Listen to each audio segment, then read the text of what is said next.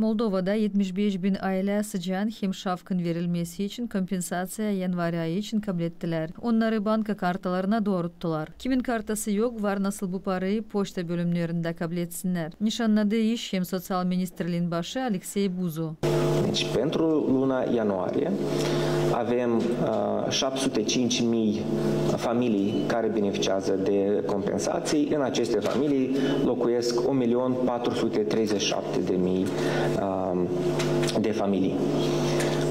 Bugetul Yanvar ayı için 1.437.000 insan kompensasiya kabul edecek. 2024 yılın noyabr hem dekabr ayları için hem 2025 yılın yanvar ayı için 1 milyar 534 milyon lei verildi. Luna noiembrie, decembrie 2024 și luna ianuarie 2025 este de 1 miliard 534 milioane lei.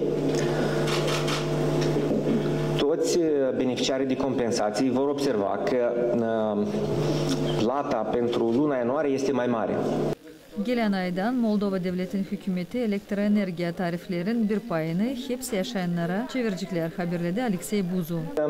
Guvernul cu suportul Uniunii Europene Moldova Devleti'nin hükümeti Avrupa Birliği'nin yardımından kapatacak tarifin yükselmesini. Yardım edilecek hepsi ailelere bakmayarak verdiler mi onlar danışmakları bu kompensasiyaları kabul etmediğini olsa da vermediler. De tarif pentru primii 110 kW.